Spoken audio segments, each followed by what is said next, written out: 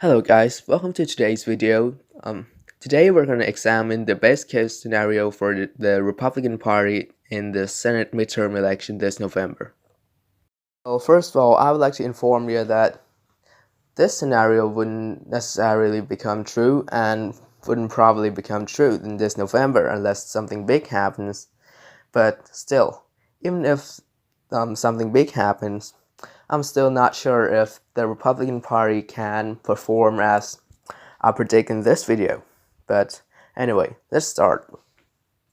Well, first of all, we're gonna give Republicans all the seats I predicted would go to them in my previous video, and you can watch it right now to see why I think those seats would go to the GOP.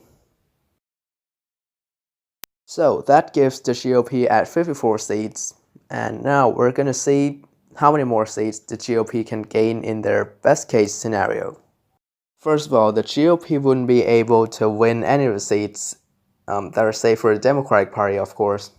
Seats from those safe blue states, like West Coast states or Northeast states, except for the state of Maine. And also, that seat in the state of Virginia wouldn't go to the Republican Party. Although Virginia is not that blue state, Virginia can be flipped by some Republican candidate, but in this case, Tim Kaine's a popular senator, and he would definitely win that race. And also, Minnesota's regular election wouldn't go to the Republican Party. Oh yeah, New Jersey at this point wouldn't be safe for the Democratic Party. I'll come back and explain why. Actually, I'm gonna explain it now. That New Jersey seat belongs to Democratic Senator Bob Menendez.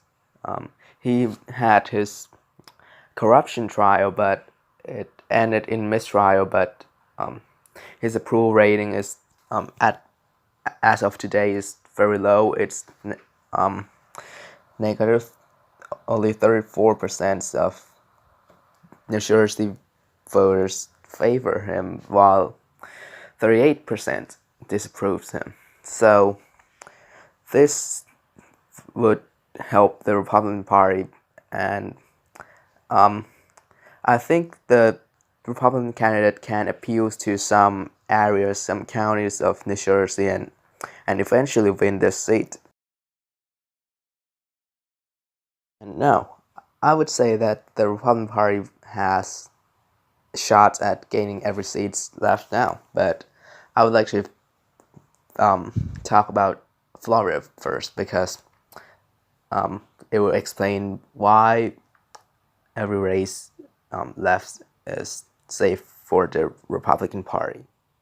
So in Florida, the Democratic candidate is incumbent Senator Bill Nelson, and the GOP candidate is Florida Governor Rick Scott. And the reason I say the GOP has a shot here, although there's some gun control platform here which has a potential to hurt the GOP, the party advocate of the Second Amendment, is that Rick Scott is the governor. He has the state influence, and he's a great campaigner. You can see in 2014 when he sought his governorship, he spent so big that he spent his own money and his campaign funds, and he eventually defeated his Democratic opponent. And this would be the case in this November.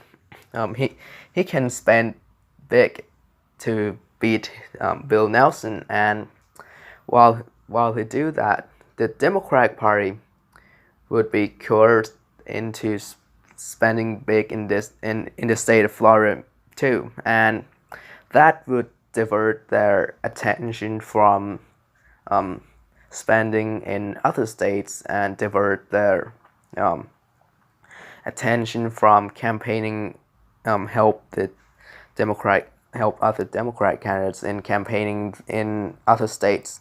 So this would be great news for the Republican Party, and Rick Scott would eventually win this seat.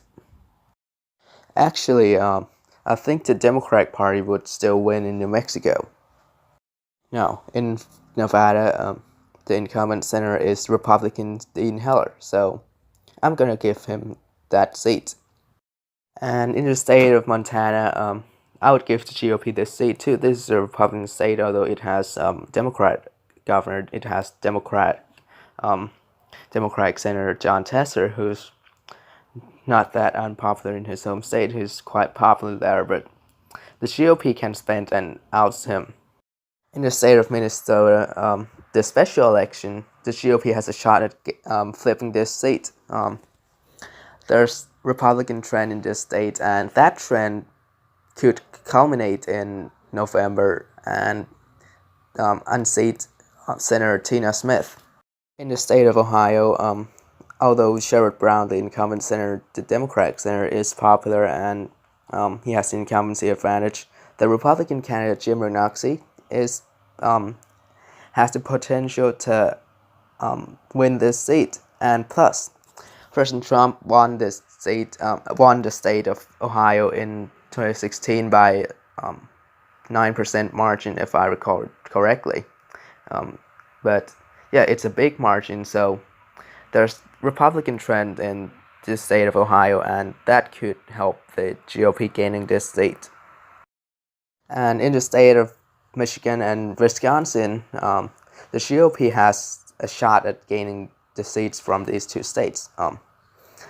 I start seeing the Republican trends in these two states because they have Republican governors, and President Trump won in those two states, although he won by a very slim margin. But the best case scenario for a GOP would likely give the GOP those two seats. And in our last two states, Pennsylvania and Maine, President Trump won these won electoral votes from these two states, although he won the state of Pennsylvania by a slim margin, and he won only one district of Maine. But his victory in 2016 could presage a Republican flip in these two states in the GOP's best case scenario. So these two seats I'm gonna give to the GOP. So this is the final results. The GOP having 64 seats. This is a prodigious victory for the Republican Party and unprecedented victory. I mean, at least since the admission of the state of Hawaii and Alaska. And this more than 60 seats majority hasn't happened in the United States Congress since the 1970s, when the Democratic Party had massive majorities over both houses of Congress. But anyway, as I said, this is probably not gonna happen. Actually, it's not gonna happen for sure. And but it's just fun to theorize, and I hope you enjoy this theoretical scenario. So thank you guys so much for watching. You can comment down your suggestion below, and I'll see you all later.